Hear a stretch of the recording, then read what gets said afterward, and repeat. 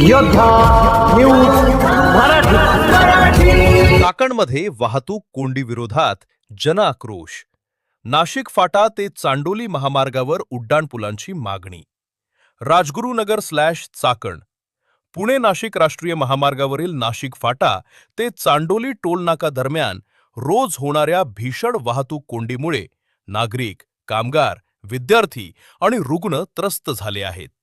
या समस्येवर कायमस्वरूपी तोडगा म्हणून सर्व प्रमुख चौकांमध्ये उड्डाणपूल उभारण्याच्या मागणीसाठी चाकण येथील तळेगाव चौकात आम आदमी पार्टी आणि रिपाई, आठवले, श्रमिक ब्रिगेडच्या वतीनं जोरदार आंदोलन करण्यात आले। काम का रखडले?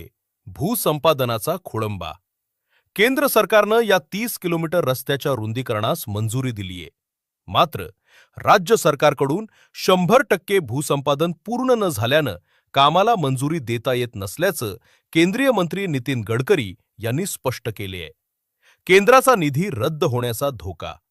माहे-डिसेंबर 2026 पर्यंत भूसंपादन पूर्ण न झाल्यास केंद्र सरकारकडून मिळालेला निधी रद्द होऊ शकतो, असा इशारा राष्ट्रीय महामार्ग प्राधिकरणानं NHAI दिला आहे। प्रकल्पातून वगळले।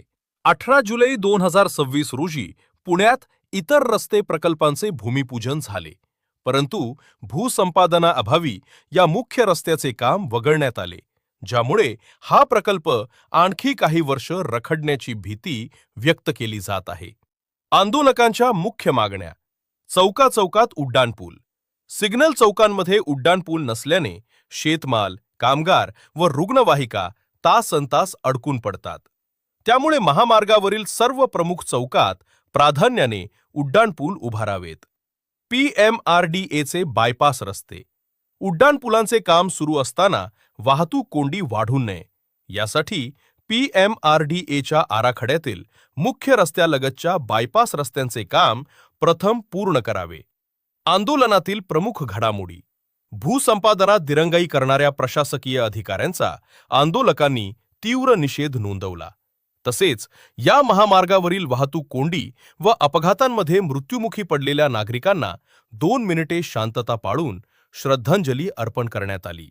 या मागण्यांचे निवेदन चाकण उत्तर पोलिसांमार्फत केंद्रीय मंत्री नितीन गडकरी व मुख्यमंत्री देवेंद्र फडणवीस यांना पाठवण्यात आले। ॲपचे तालुकाध्यक्ष स्वप्नील गायकवाड आणि श्रमिक ब्रिगेडचे जिल्हाध्यक्ष संतोष नाना डोळस यांनी आंदोलनाचे नेतृत्व केले। आंदोलनादरम्यान कायदा व सुव्यवस्था राखण्यासाठी चोख पोलीस बंदोबस्त ठेवण्यात आला होता। नारायण मनोहर सूर्यवंशी रोजच्या खात्रीशीर बातम्यांसाठी पाहत रहा आमचे न्यूज चॅनल। आजच सबस्क्राइब करा, व्हिडिओला लाईक करा आणि शेअर करा। धन्यवाद।